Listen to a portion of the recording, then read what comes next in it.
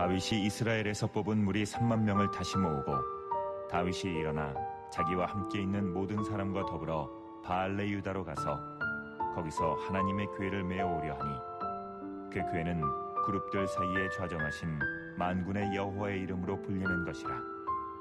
그들이 하나님의 궤를 새 수레에 싣고 산에 있는 아비나답의 집에서 나오는데 아비나답의 아들 우사와 아효가 그 새 수레를 모니라. 그들이 산에 있는 아비나답의 집에서 하나님의 궤를 싣고 나올 때에 아효는 궤 앞에서 가고 다윗과 이스라엘 온 족속은 잣나무로 만든 여러 가지 악기와 수금과 비파와 소고와 양금과 제금으로 여호와 앞에서 연주하더라. 그들이 나곤의 타작마당에 이르러서는 소들이 뛰므로 우사가 손을 들어 하나님의 궤를 붙들었더니 여호와 하나님이 우사가 잘못함으로 말미암아 진노하사 그를 그곳에서 치시니 그가 거기 하나님의 궤 곁에서 죽으니라. 여호와께서 우사를 치심으로 다윗이 분하여 그곳을 베레스 우사라 부르니 그 이름이 오늘까지 이르니라. 다윗이 그날에 여호와를 두려워하여 이르되 여호와의 궤가 어찌 내게로 오리요 하고 다윗이 여호와의 궤를 옮겨 다윗성 자기에게로 메어가기를 즐겨하지 아니하고 가드 사람 오베데돔의 집으로 메어간지라.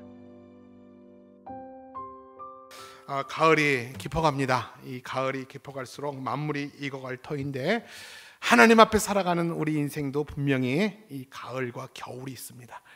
하나님이 우리에게 추수를 원하실 때에 하나님께 드릴 수 있는 열매가 있기를 주님의 이름으로 축복합니다. 자, 오늘 본문을 보면요, 분명히 좋은 일을 했는데 안 좋은 결과가 생기는 소위 이상한 사건이 발생을 합니다. 오늘 이 사건을 언뜻 보면 이 사건에서 나타나는 하나님의 성품이 우리가 알고 있는 하나님의 성품 같지 않다라는 느낌을 들 정도로 충격적인 사건이에요. 오늘 저와 여러분이 함께 읽은 사건은 하나의 사건으로 구성되어 있습니다. 근데 그 사건은 아까도 말했지만 충격적이고 이해가 되지 않는, 어떻게 하나님이 그렇게 하실까? 내가 알고 있는 하나님의 성품과 너무 다른 하나님을 만나서 좀 당황케 하는 본문이 오늘 본문입니다. 오늘 사건 개요는 간단합니다.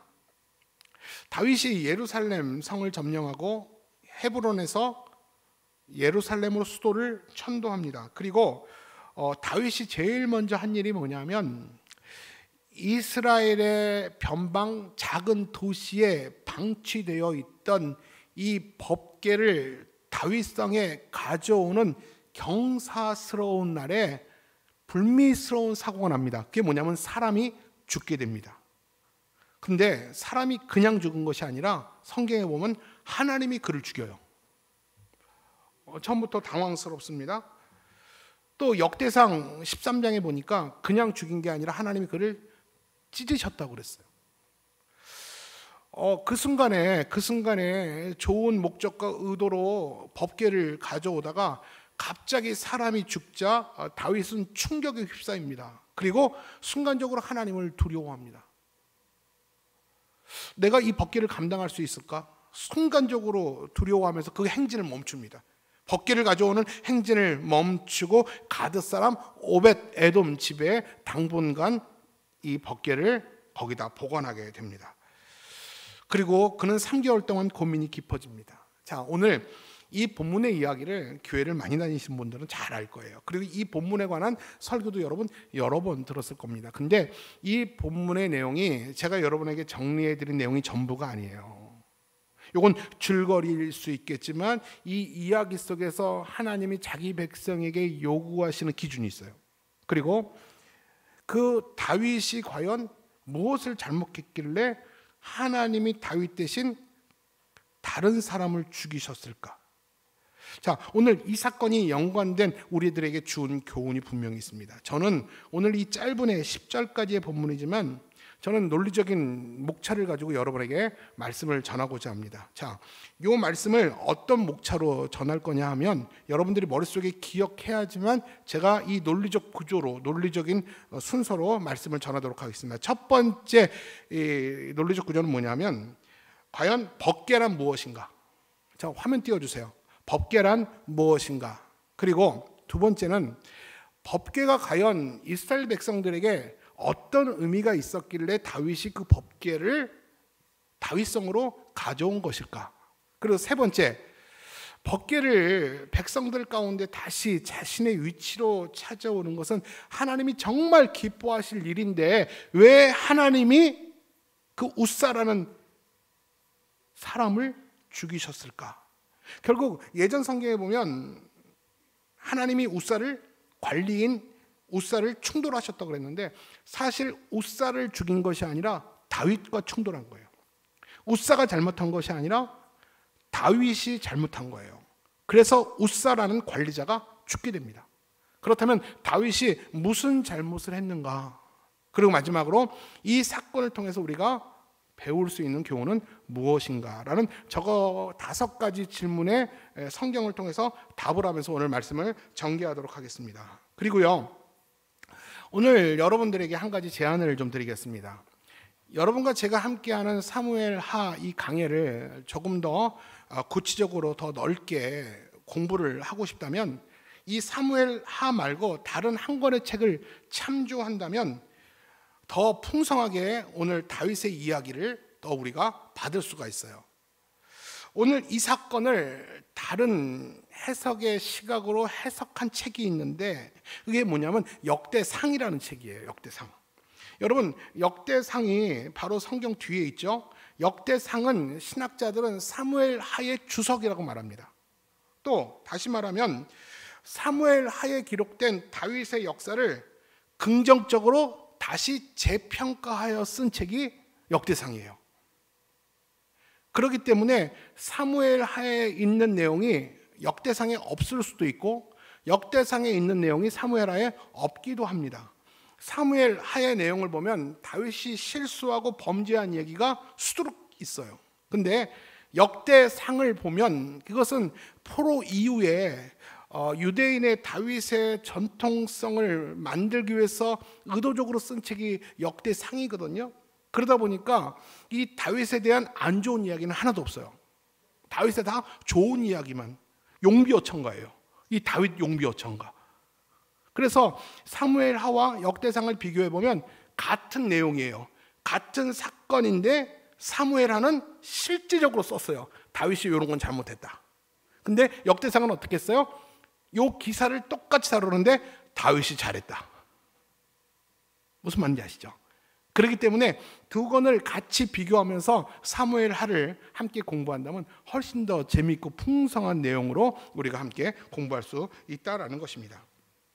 자, 그렇다면 오늘 본문으로 한번 들어가 볼게요. 오늘 본문 내용은 간단하죠. 법궤를 옮기는 내용이에요. 여러분, 법궤가 뭡니까? 여러분 잘 알고 있겠지만 모르는 분들을 위해서 다시 한번 설명을 좀 드리는 게 좋을 것 같아요. 이 법궤는 나무 상자예요. 나무 상자. 아카시아 나무로 만든 나무 상자인데 그 안과 박을 순금으로 입혔습니다. 그리고 그 법궤 속에 뭐가 있냐 하면 3가지가 있어요. 첫째, 하나님께서 시내산에서 모세에게 준 십계명 율법 돌판이 있습니다. 그리고 아론이 들고 다녔던 그 지팡이, 쌍난 지팡이가 있고 이 광야에서 자기 백성들이 먹었던 이 만나를 담은 항아리가 그 안에 있어요. 자, 법궤 안에 뭐가 들었다고요? 십계명 돌판, 아론의 쌍난 지팡이, 만나 항아리가 담겨 있어요. 어떤 나무로 만들었다고요? 아카시아 나무로 만들었습니다. 이 법궤를 뭐라고 말하냐 하면 하나님의 궤, 언약궤, 증거궤. 제가 이렇게 혼돈하면서 쓸 텐데 법궤는 뭐고 또 하나님의 궤는 뭐냐라고 물으면 정말 곤란합니다. 네, 같은 의미라는 것입니다. 자, 그렇다면 이 법궤의 의미가 뭘까? 법궤는요, 하늘에 있는 하나님의 보좌를 이 땅에서 상징적으로 보여주는 거예요. 하늘에서 하나님의 통치가 있듯이 이 땅에서도 하나님의 통치가 있다라는 거예요. 그래서 예전부터 이스라엘 백성들은 법궤를 어떻게 받아들였냐 하면 하나님이 자기 백성들과 함께 하신다는 하나님의 임재의 상징으로 법궤를 봤어요. 그래서 그들은 법궤를 볼 때마다 하나님이 거기 계시다고 믿었어요. 그래서 이 법궤를 다룰 때마다 조심조심 다루었고, 이 법궤를 지성소 안에 넣어놓고 아무나 보지도 못했고 손대지도 못했어요. 왜냐하면 법궤는 하나님이라고 생각했어요. 그만큼 백성들은 이 법궤 중심의 삶을 살았어요. 그리고 광야에서 이스라엘 백성들 12지파가 행군할 때는 이 법궤의 위치가 맨 앞이었어요. 그리고 이 이스라엘 백성들이 주둔할 때는 12지파 진영으로 나눠서 그들이 주둔하고 쉬었는데, 이 법궤 위치는 어디였냐면 한가운데였습니다. 여러분, 이게 뭘까요? 행진할 때 법궤가 맨 앞에 있다라는 의미는 뭐냐면 하나님이 너희 앞서 행하신다는 거예요. 하나님이 너희를 지키시고 보호하시고 너희를 위해 싸우신다라는 겁니다. 그리고 법궤가 그들 가운데 있다는 것은 무슨 의미냐면 백성들의 삶의 중심은 하나님이 되어야 한다는 것입니다. 분명히 각 지파마다 진영의 위치가 다 달라요. 근데 무슨 의미냐면 어떤 자리에 너희들이 어떤 일을 하든지 그 중심에는 하나님이 계셔야 한다라는 사실을 의미하는 겁니다. 그들의 삶의 중심은 법궤였어요. 법궤가 예배의 중심이었어요. 다시 말하면 너희는 하나님의 영광을 위해 살라. 먹든지 마시든지 무엇을 하든지 너희 가운데 계신 하나님 중심으로 살아라. 이것이 이스라엘 백성들이 법궤를 대하는 마음의 의미와 자세였습니다. 그래서 법궤는 예배의 중심이었어요. 백성들의 예배의 중심이었어요. 그러면 이 법궤가 어디 있어야 됩니까? 당연히 백성 한 가운데 있어야 됩니다. 근데 지금 법궤가 어디 있습니까? 이스라엘의 작은 변방, 저기 멀리 블레셋과 거의 붙어있는 땅 기럇 여아림, 아비나답 집에 70년 동안 방치되어 있었어요. 그 법궤가 70년 방치되어 있었어요. 그래서 다윗이 왕이 되자 그 법궤를 백성 가운데 가져오려고 한 것입니다. 여러분, 이게 얼마나 위대한 일입니까? 얼마나 위대한 일입니까?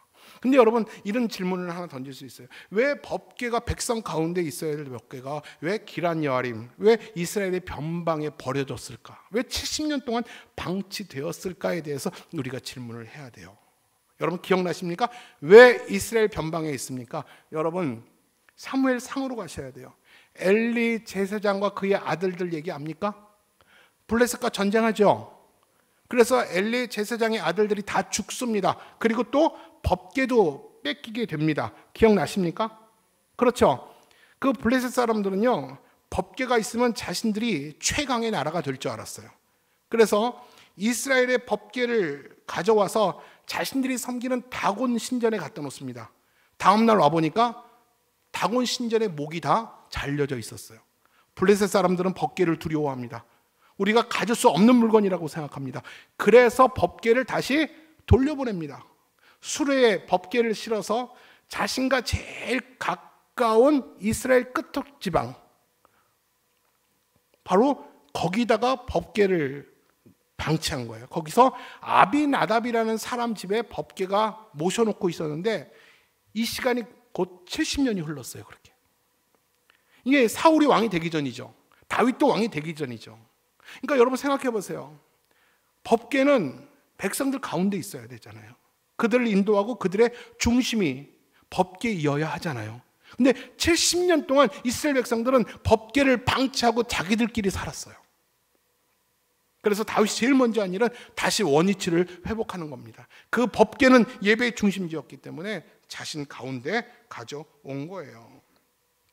이제 다윗이 예루살렘으로 수도를 옮겼잖아요. 그리고 5장 후반에 보니까 블레셋과의 전쟁의 기록이 있어요. 제가 말씀을 전하지 않았지만 그 땅에서 블레셋 사람들 다 내어 쫓습니다. 드디어 정치적으로 군사적으로 이제 안정된 기간을 확립하게 됩니다. 그리고 다윗이 제일 먼저 한 것이 뭐냐면 하나님을 생각합니다. 평안할 때, 가장 부흥했을 때 다윗이 생각한 건 하나님을 생각합니다. 그러면서 하나님의 임재의 상징인 법궤를 자기들 가운데 가져오기로 결정을 합니다. 여러분, 이 생각은 하나님이 가장 기뻐하는 생각이에요. 여러분, 70년 동안 백성들에게 버림받은 법궤였어요. 근데 법궤를 가져오기로 하니 누가 제일 기뻐하냐 하면 다윗보다 백성보다 하나님이 가장 기뻐하셨어요. 여러분, 근데 이 법궤를 가져오는 것은 단지 나무 상자 하나 가져오는 의미가 아니었어요. 이게 뭐냐면 다윗은 하나님의 임재를 이곳 예루살렘에 모심으로 이 예루살렘이 새로운 예배 생활의 중심지로 삼으려고 했던 거예요. 법궤가 드디어 백성 가운데 오게 된다니 얼마나 즐겁고 경축할 일입니까? 모든 지도자들과 백성들은 이 법궤가 온다고 만장일치로 찬성하며 며칠부터 몇 달 전부터 큰 축제와 잔치를 벌이기 시작합니다. 그리고 이 법궤를 이동하기 위해서 다윗은 정예 멤버 3만 명을 선출합니다. 왜요? 법궤를 모셔오게 하기 위해서. 여러분, 근데 하나 궁금한 게 있어요. 그건 뭐냐면요, 여러분, 법궤를 옮기는데 3만 명이 필요합니까? 여러분, 법궤 보셨죠? 4명이 메면 돼요. 4명이 들면 돼요. 근데 왜 3만 명을 다윗이 선출했을까요? 이것은 뭐냐면 이 법궤의 존재의 무거움을, 이 법궤의 가치를 백성들에게 인식시켜주고 싶었어요. 이스라엘의 진짜 왕은 내가 아니라 하나님이라는 겁니다. 모든 백성들은 그 왕의 입성을 다 같이 맞이하자라는 겁니다. 진짜 왕이 오셨다라는 것입니다. 여러분, 이 다윗의 마음이 얼마나 아름답습니까? 이제 그래서 법궤가 수레에 실려 이제 예루살렘으로 오고 있었어요. 모든 백성들은 다 길에 도열해서 퍼레이드를 벌입니다. 5절에 보니까 비파와 수금과 양금과 재금으로 자기가 할 수 있는 모든 악기를 동원해서 빵빠레를 엽니다. 너무나도 행복해합니다. 너무나도 기뻐합니다. 다윗과 모든 백성들은 기뻐서 어쩔 줄 몰랐습니다. 이제 법궤가 우리의 중심에 오니 하나님이 우리를 지키신다라는 거예요. 얼마나 뿌듯하겠습니까? 큰 축제였어요. 역대상 13장 8절엔 이렇게 표현합니다. 다윗과 이스라엘 온 무리는 하나님 앞에서 힘을 다하여 뛰놀며 노래한다. 여러분, 본문 좀 띄워주세요. 얼마나 다윗과 백성들이 기뻐하면 힘을 다해서 뛰놀며 노래한다. 여러분, 뛰놀며 노래하는 게 뭘까요? 그 강남 스타일로 뛰는 거. 여러분, 그것도 우리가 흥이 나잖아요. 근데 여러분, 다윗은 왕이에요. 정말 이 법궤가 왔을 때 바주춤이 내려갈 정도로 기뻐했다고 그랬어요. 그 미갈이 그런 다윗을 보고 미련하다고 그러잖아요. 그만큼 다윗은 하나님의 법궤를 굉장히 기뻐하고 즐거워했습니다. 정신 못 차릴 정도로 너무너무 기뻐하고 너무 즐거워했던 것이 이 다윗이었어요. 그러나 이렇게 경사스러운 날 뜻하지 않는 사고가 생깁니다. 이렇게 몇 달 전부터 치밀하게 준비했던 이 행사가 기쁨과 즐거움으로 끝나면 좋겠는데 아무도 예상치 못하는 뜻하지 않는 사고가 일어납니다. 그게 뭘까요? 6절과 7절 말씀이에요. 시작. 그들이 낙원의 타작마당에 이르러서는 소들이 띠므로 우사가 손을 들어 하나님의 궤를 붙들었더니 여호와 하나님이 우사가 잘못함으로 말미암아 진노하사 그를 그곳에서 치시니 그가 거기 하나님 곁에 궤에서 죽으니라. 여러분, 법궤를 실은 수레를 끄는 소가 뭐를 보고 놀랐는지 순간 펄쩍하고 뛰었어요.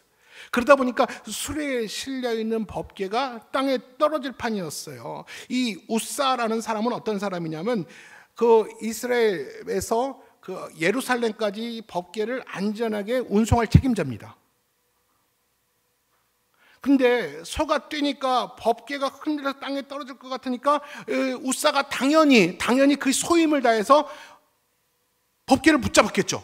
근데 어떤 일이 납니까? 그 즉시 즉사했다라는 거예요. 근데 성경을 보니까요, 하나님이 죽이셨다고 그랬어요. 여러분, 한번 생각해 보세요. 경사스러운 날 아닙니까? 법궤를 방치한 지 70년이 돼서 이제는 하나님을 잘 모시겠다고 이 법궤를 모셔왔고 모든 백성들이 즐거워하고 좋은 날 아니에요. 그런데 왜 그날 찬물을 끼얹듯이 왜 우사를 하나님이 죽여야 했을까요? 여러분, 우사가 당연히 법궤가 떨어지지 않도록 잡는 건 당연한 거 아닙니까? 만약에 안 잡았으면 그는 징계를 받아야죠. 떨어질 수밖에 없으니까 잡았어요. 그게 뭘 잘못이에요? 여러분, 대답해 보세요. 이게 잘못한 겁니까? 이게 죽을 일이에요? 한번 저만 쳐다보지 말고 한번 생각해 보세요. 여러분이 관리자예요. 여러분들이 이 책임을 가지고 예루살렘까지 법궤를 가져가야 되는데 이놈 모소가 뛰었어. 그래서 법궤가 떨어질 것 같아. 여러분 어떻게 할 것 같아? 아요가 앞에서 끌고 가고 우사가 뒤에서 이 법궤를 지켜보고 있었어요. 근데 뛰었어요. 법궤가 덜컹했어요. 떨어질 것 같았어요. 어떻게 해야 됩니까? 당연히 그럼요. 잡았다가 다 죽어요. 또 잡았는데 죽었어요. 그 일로 다윗은 두려워서 그 법궤를 자신의 성으로 가져오지 못하는 거예요. 하나님이 그때부터 두려웠던 거예요. 예전에는 하나님을 너무너무 사랑하고 너무너무 친근하게 여겼던 그 하나님인데 순간 우사가 죽는 것을 보고 두려웠던 거예요. 그러면서 이 법궤를 어찌 내게 가져오겠는가, 이 가던 길을 중단하고 그 법궤를 오벳 에돔 집에 당분간 맡겨놓게 되죠. 그렇다면 우리는 왜라는 질문을 할 수밖에 없어요. 왜 죽였을까? 우사는 죽임을 당할 존재가 아니라 칭찬받을 사람이에요. 만약에 여러분, 만약에 우사가 잡지 않았다면 어떻게 됐을까요? 법궤는 땅에 떨어져서 상자가 깨졌겠죠. 그리고 이 돌판도 깨질 수 있고, 그리고 만나도 바닥에 다 나둥구름 쳤을 거예요. 그러면 여러분 훨씬 더 이게 불경 아닙니까? 훨씬 더 큰일 나는 거잖아요. 아무튼 순간적으로 일어난 일이기 때문에 그 광경을 지켜본 백성들과 다윗은 모두 충격에 휩싸이게 됩니다. 그리고 8절에 보니까 하나님께서 우사를 치셨다고 그랬어요. 근데 예전 개역 성경에 보니까 하나님이 우사를 충돌하셨다라고 말합니다. 여러분 잘 들어보세요. 잘못한 것은 우사지만 그 일을 근본적으로 계획한 건 누구예요? 다윗이에요. 그렇다면 정확하게 8절의 표현은 이게 맞습니다. 하나님이 우사를 충돌한 것이 아니라 하나님이 다윗을 충돌하였더라. 다윗의 죄였더라. 다윗의 죄 때문에 우사가 죽은 겁니다. 그러면 왜 죽었습니까? 다윗이 무슨 잘못을 했습니까? 라는 질문으로 나가야겠죠. 그 이유는 다윗은 목적은 선했어요. 법궤를 자신의 백성 가운데 와서 하나님께 예배드리겠다라는 그 다윗의 목적은 선했습니다. 그러나 그 방법이 하나님 말씀에 불순종했어요. 방법에 문제가 있었다는 것입니다. 여러분 사울도 못한 일이잖아요. 근데 다윗이 했어요. 얼마나 위대한 일입니까? 이것은 다윗과 백성만 기뻐한 것이 아니라 하나님이 정말 기뻐하셨어요. 다윗은 그 하나님의 마음을 알고 최선을 다해서 법궤를 모셔올 준비를 다 하게 됐죠. 여러분 우리는 지금까지 다윗을 볼 때 다윗의 이런 정성은 높이 평가해 줘야 됩니다. 여러분 같으면 그렇게 할 수 있겠어요? 정말 다윗이 하나님을 사랑하는 마음은 정말 극진합니다. 그 마음은 칭찬하고 싶어요. 그러나 여기에 다윗의 실수와 불순종이 숨어 있었어요. 여러분 아무리 좋은 일이고 선한 목적을 가졌더라도 하나님의 일은 하나님의 방법대로 해야 되는 거예요. 하나님의 영광을 위한 일이라면 그 방법조차도 하나님의 뜻과 맞아야 된다는 거예요. 목적이 선하다고 방법이나 수단이 다 선하다고 합리화시킬 수는 없다라는 것입니다. 여러분 언뜻 보면 우사가 억울한 죽음을 당했다고 생각할 수 있지만 자세히 들여다보면 그 사고의 실마리가 3절에 있어요. 왜 잘못했는가? 3절 한번 볼까요? 시작. 그들이 하나님의 궤를 새 수레에 싣고, 궤를 어디다 실었어요? 한 번도 안 써본 수레, 최고의 수레. 차 중에 뭐가 제일 좋아요? 벤츠? 벤츠가 제일 좋은가요? 네, 벤츠 같은 새 수레를 새로 뽑아가지고 거기다가 법궤를 실었어요. 나름 최선을 다했어요. 근데 이것이 틀린 것이고 이것이 불순종이라는 거예요. 왜냐하면 성경에 예로부터 이 법궤를 운반하는 원칙을 자기 백성에게 주셨어요. 하나님이. 그게 뭔지 아십니까? 민수기 4장 15절이에요 시작. 진영을 떠날 때에 아론과 그의 아들들이 성소의 모든 기구와 덮는 일을 마치거든 고앗 자손들이 와서 맬 것이라. 그러나 성물을 만지지 말라. 그들이 죽으리라. 회막 물건 중에서 이것들은 고앗 자손이 맬 것이며. 성막 안에 있는, 지성소 안에 있는 이 법궤는요, 이 법궤가 움직일 때는 다른 사람을 손을 타서는 안 돼요. 레위 지파 중에서도 고앗 자손만이 이 법궤를 매야 했습니다. 근데 여러분 우리가 본문을 읽으면서 이런 질문을 합니다. 왜 다윗이 이런 실수를 저질렀을까? 도저히 이해가 되지 않아요. 여러분, 다윗은 말씀에 정통한 자예요. 그리고 예전 광야를 사울을 피해 도망 다닐 때도 그는 말씀에 철저히 순종했던 자입니다. 그런 다윗이 몰라서 이런 실수를 했을까요? 아니면 알고 그냥 무시하고 했을까요? 저는 본문을 연구하면서 다윗의 두 가지 실수를 저는 발견할 수가 있었어요. 그 첫 번째가 뭐냐면요, 한번 같이 볼까요? 한번 같이 읽어볼게요. 시작. 다윗은 자신도 모르게 하나님 앞에서 무뎌진 익숙함이 있었다라는 거예요. 익숙했기 때문에 실수한 거예요. 여러분, 이 다윗의 이런 무뎌지니까 긴장하지 않았어요. 이 무뎌짐이 어디서부터 시작됐냐 하면요, 다윗은 사울을 피해 블레셋으로 망명 간 때가 꽤 길었습니다. 망명 가서 그가 본 것은 뭐냐면, 블레셋 사람들이 자신의 신 다곤을 옮길 때 수레에 실어서 옮기는 걸 그는 봤어요. 그리고 블레셋에게 법궤가 빼앗겼을 때 블레셋 사람들이 이스라엘로 법궤를 다시 돌려보낼 때 고앗 자손이 매지 않았어요. 어떻게 했습니까? 그때도 마찬가지로 수레에 실어서 보내는 걸 봤어요. 그러다 보니까 자신도 모르게 하나님을 어떻게 섬겨야 될지에 대해서 무뎌진 거예요. 감각을 잃어버린 거예요. 긴장감이 풀린 거예요. 하나님을 어떻게 예배하며 섬겨야 되는지 그 긴장감이 그 블레셋에 있으면서 다 풀어지고, 남들도 그렇게 하니까 나도 그래도 되는지 안 거예요. 마치 코로나 시대를 살아가면서 하나님을 어떻게 섬기고 예배해야 할지를 다 잃어버리고 마치 세상 사람들처럼 예배에 대해서 무뎌진 것처럼 말입니다. 우리가 코로나 시대를 2년 반 동안 지나면서 하나님을 어떻게 섬겨야 될지에 대해서 다 잃어버리고 그 하나님에 대한 감각이 무뎌진 사람이 얼마나 많은지 몰라요. 이 코로나 시대 2년 반을 끝나고 와보니까요, 성도들의 3분의 1이 없어졌어요. 그 블레셋 땅에 살면서 하나님을 어떻게 섬기며 어떻게 예배해야 될지에 대해서 다 무뎌진 거예요. 그리고 주일날 교회 안 나오는 것이 익숙해진 거죠. 그 익숙함을 따라서 오늘도 예배를 잃어버린 사람들이 오늘 다윗처럼 많아졌다는 것이죠. 근데 문제는요, 잘 들어보세요. 블레셋 사람들이 법궤를 이스라엘로 옮길 때 그는 수레에 옮겼잖아요. 그런데 하나님은 그들에게 아무 말 하지 않았어요.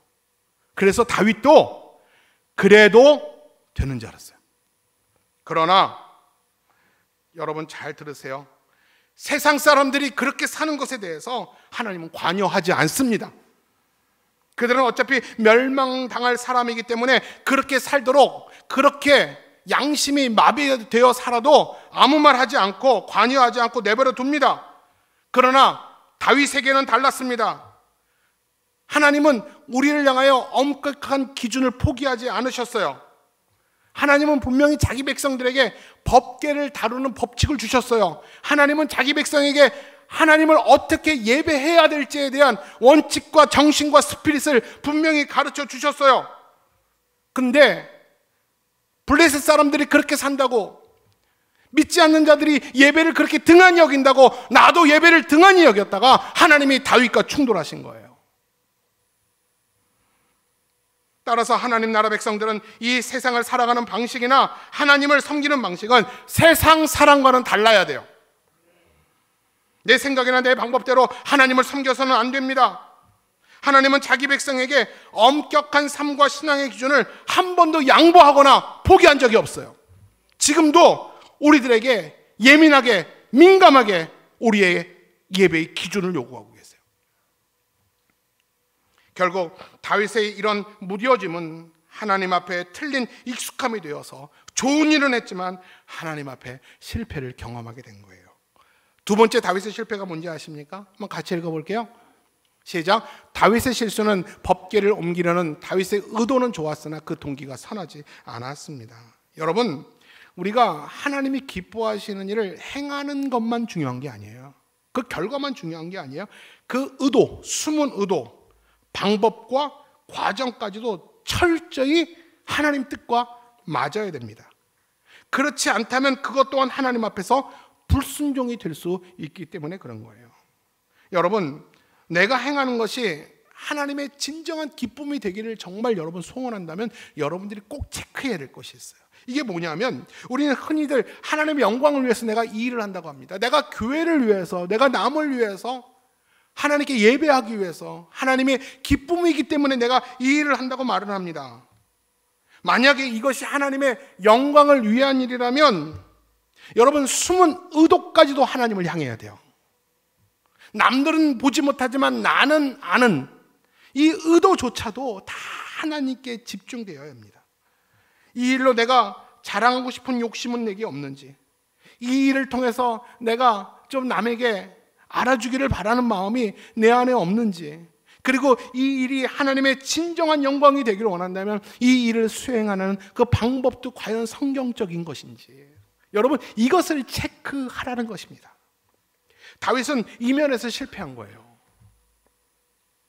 다윗이 법궤를 가지고 오렸던 그 의도는, 그 숨은 의도가, 그 동기가 과연 온전히 하나님께만 집중되었는가라는 질문을 던지고 싶어요. 목적은 선하잖아요. 근데 그 의도 자체도 다 하나님께 집중되었을까? 라는 질문을 한번 던져보자고요. 근데 성경에서는 꼭 그렇게만은 말하지 않아요. 아니다라는 쪽에 더 많은 힘을 실어주고 있어요. 어떻게 알 수 있는지 아십니까? 우리 역대상 13장 3절이에요. 13장 3절 시작. 우리가 우리 하나님의 궤를 우리에게로 옮겨오자 사울 때에는 우리가 궤 앞에서 묻지 아니하였느니라 하며. 저 짧은, 좀 띄워주세요. 저 짧은 본문에서 제일 많이 보이는 단어가 어떤 단어예요? 우리. 몇 번 나와요? 4번 나와요. 무슨 말입니까? 사울도 하지 못한 것을 내가 했다라는 거예요. 우리가 했다라는 거예요. 우리가 이 위대한 일을 내가 했다라는 것입니다. 그 속에는 자신을 드러내고 싶은 자랑이 그 안에 숨어 있었던 거예요. 또 그뿐입니까? 하나 더 근거를 찾아볼까요? 오늘 8절 말씀을 보겠습니다. 8절 말씀을 보니까 시작. 여호와께서 우사를 치심으로 다윗이 분하여. 우사가 죽자 다윗이 화가 났어요. 누구를 향해서 화가 났냐 하면 하나님을 향해서 화가 난 거예요. 하나님, 그렇다고 이 잔치 분위기에서 꼭 사람을 죽여야만 했습니까? 이게 다 당신을 위한 일인데 내가 특별히 사울도 못한 것을 내가 당신을 위해서 법궤를 가져와 줬는데 많은 사람들 앞에서, 백성들 앞에서 이렇게 사람을 죽이면 내 위신은 뭐가 됩니까? 하나님 정말 이러기에요? 나 그만둘까요? 나 그만둬요? 막 이렇게 식으로 하나님께 협박을 한 거죠. 여러분, 이게 문제예요. 내가 하나님을 위해서 한 일이라는 공로의식, 내가 하나님을 위해서 한 거 아닙니까? 교회를 위해서 한 거 아닙니까? 내 평생 내가 교회를 위해서 살지 않았습니까? 이 공로의식이 다윗 안에 욕심으로 자리 잡고 있었던 거예요. 여러분, 사람은 다 마찬가지예요. 남이 알아주기를 바라죠. 하나님의 영광을 위한 일이라고 내가 하지만 나를 알아주길 바라요. 그리고 그 반응이 내 마음만큼 오지 않으면 내가 화가 납니다. 섭섭합니다. 물론 법궤를 옮기는 것은 하나님의 영광을 위한 일이지만 그 속에는 사울도 못한 일을 내가 했기 때문에 사람들이, 그 퍼레이드가 나를 향해 주길 바랬어요. 나는 당신을 정성껏 모시고 오고 이 사람들은 이 광경을 보고 나를 찬양해 주길 바랬어요. 근데 하나님이 찬물을 끼얹은 거죠. 하나님이 이 상황을 막아버린 거예요. 내가 받아야 될 환호와 칭찬과 자랑이 있는데 뜻대로 안 되니까 다윗이 화가 난 거예요. 백성들 앞에 망신당한 것이 분하고 섭섭했어요. 자신의 실수는 작은데 하나님의 벌이 지나치게 크다고 생각한 거예요. 여러분, 우리가 진심으로 하나님 영광에 집중하면 섭섭함이 있을 수 없어요. 이 목적이 하나님의 영광이고 숨은 의도까지도 다 하나님께만 집중된다면 사람이 어찌 반응하든 나는 서운하지 않을 수 있어요. 그러나 우리가 하나님의 영광을 위한 일이라고 말하면서 사람에게 집중하면 우리는 무조건 사람에게 상처받고 사람에게 서운해할 수밖에 없어요. 여러분, 지난 시간 여러분 교회 안에서 하나님의 영광을 위해서 평생을 살면서 하신 일들 많죠. 봉사한 일 많죠. 여러분 어땠습니까? 시험 들은 적 없어요? 시험 들어서 우리 교회 왔잖아요. 맞죠? 손 들어보라고 싶어요. 시험 들어서 온 사람 많아요. 왜요? 내가 하나님을 위해서 특별히 한 일인데 왜 하나님 나에게 이렇게 상처를 줍니까? 그런 사람 많아요. 여러분 잘 생각해 보세요. 하나님의 영광에 위한 일이라고 솔직히 여러분 자신하세요? 하나님께만 집중했습니까? 아니면 사람에게도 집중했습니까? 말씀을 정리합니다. 결론적으로 우리가 이 사건을 통해서 얻을 수 있는 교훈이 뭘까요? 다윗은 법궤가 옮겨지는 일이 너무 기쁘고 황홀했어요. 그러다 보니 하나님의 법궤를 어떻게 옮겨야 될지에 대해서 진지한 고민이 아니라 틀린 익숙함으로 행했어요. 예배를 매일 드리다 보니까 우리 안에 무뎌진 익숙함이 있잖아요. 내일 또 예배 드릴 거 아니에요. 이번 주 금요일부터 생명기도회 또 드릴 거 아니에요. 그러다 보니까 매번 드리는 이 예배의 매너리즘에 빠진 거예요. 그러다 보니까 예배에 대해서 무뎌졌어요. 예배를 받으시는 하나님 앞에 무뎌진 거예요. 그러다 보니까 내 안에 바르지 않은 익숙함이 생겼어요. 다윗도 그랬어요. 너무 좋다 보니까 이 예배를 어떻게 드려야 될까, 어떻게 하면 하나님이 기뻐하실까에 대한 진지한 고민 없이 그냥 해왔던 식으로, 블레셋에서 경험했던 식으로, 자기 방식으로, 내 뜻대로, 내 고집대로 행했던 거예요. 사랑하는 여러분, 하나님의 말씀에 어긋난 잘못된 열심은 하나님을 기쁘시게 하기는커녕 오히려 하나님이 충돌하십니다. 다윗은 후에 자기 잘못을 깨닫게 됩니다. 우리 역대상 15장 13절이에요. 그나마 깨달았으니 다행이에요. 시작. 전에는 너희가 매지 아니하였으므로 우리 하나님 여호와께서 우리를 찢으셨으니 이는 우리가 규례대로 그에게 구하지 아니하였습니다. 여러분, 우사를 찢은 것이 아니라 나와 내 백성을 다 찢으신 거예요. 그 순간에 우사만 죽은 게 아니라 나와 내 백성이 다 죽었다라는 거예요. 이는 그 말씀대로 순종하지 아니하였습니다. 여러분, 내가 지금 하고 있는 것이 하나님의 영광을 위한 일이라면 다윗처럼 실패하지 않기 위해서 우리가 꼭 경계해야 될 것은 무뎌짐으로 찾아오는 틀린 익숙함, 무뎌짐으로 찾아오는 틀린 익숙함. 오늘도 여러분 이 예배에 무뎌진 익숙함이 있지 않습니까? 예배 시간이, 설교 시간이 끝날 때가 됐기 때문에 시계를 자꾸 쳐다보는, 말씀이 귀에 들어오지 않고 끝날 시간만 자꾸 찾아가는 이런 무뎌짐, 그런 틀린 익숙함으로 오늘 예배 자리에 나와 앉아 있지 않습니까? 여러분, 익숙하니까 무뎌지는 거예요. 무뎌지니까 긴장이 풀리고 정신을 놓고 사는 거예요. 그때 바로 사고 납니다. 여러분, 제 얘기를 할게요. 우리 얘기를 할게요. 목회자들이 목회를 잘하다가 왜 말년에 실수하는지 아세요? 왜 다윗이 어려울 때는 성공했는데 왜 제일 잘 나갔을 때 실패하는지 아세요? 익숙하니까 그래요. 익숙하니까 무뎌져요.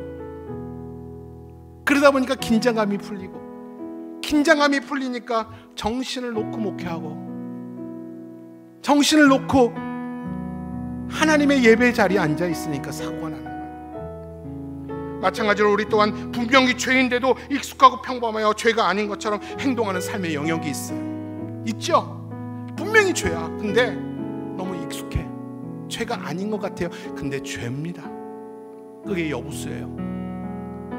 여러분, 틀린 익숙함이 나를 주장하지 않게 하셔야 됩니다. 우리의 익숙함과 게으른 일상이 말씀의 순정함을 대신하지 않도록 철저히 통제해야 됩니다. 사랑하는 여러분, 분명히 기억하십시오. 하나님은 자기 자녀들을 향해서 엄격한 삶과 신앙의 기준을 절대로 양보하지 않는다는 거예요. 아무리 세대가 변하고 시대가 바뀌어도 자기 백성을 향한 삶의 엄격한 기준, 엄격한 신앙의 기준 절대 양보하지 않음을 여러분 평생 기억하면서 무뎌지지 않기를 바랍니다. 예배에 무뎌지지 않기를 원합니다. 말씀에 무뎌지지 않기를 원합니다. 잘못된 익숙함이 나를 다스리지 않도록 오늘도 긴장하여 하나님 앞에 나를 드릴 수 있는 저와 여러분 모두가 되기를 주님의 이름으로 축원합니다. 우리 손을 가슴에 한번 모아 보십시오. 하나님의 영광을 위한 일이라면 내 숨은 의도까지도 하나님의 영광에 집중해야 합니다. 그래야 하나님이 기뻐 받으십니다. 다윗은 바로 이것에 실패했어요. 법궤를 가져옴으로 군사적, 정치적 입지를 더 굳게 하고 싶었고 백성들에게 칭찬과 칭송을 받고 싶어 했어요. 근데 뜻대로 안 되니까 하나님께 화를 낸 것입니다. 하나님, 이런 모습이 우리 안에 있는지 나를 살피게 하여 주옵소서. 우리는 겉으로 행하는 그 결과만 가지고 그 사람을 평가하고 나는 그 결과들을 가지고 내가 이런 사람이라고 자랑하기 좋아합니다. 근데 하나님은 숨은 의도까지 보시고 하나님 우리를 판단하실 줄로 믿습니다. 하나님, 내 평생의 소원이 있다면 하나님을 위한 영광의 일들 가운데 그 방법과 과정과 숨은 의도가 다 하나님을 향하여 하나님이 정말 기뻐하시는 삶을 내가 살기를 소원합니다. 그런 결단할 수 있는 저와 여러분 모두가 되기를 주님의 이름으로 축원합니다. 지금은 우리 주 예수 그리스도의 은혜와 하나님의 만극하신 사랑과 성령의 위로 역사 교통 축복하심이 오늘도 하나님 앞에 늘 하나님의 영으로 충만하며 하나님, 우리 안에 헛된 마음 버리고 오직 주님만이 나를 다스리기를 소원하는 모든 성도들 머리 위에 지금부터 영원토록 함께 계시기를 간절히 축원하옵나이다. 아멘.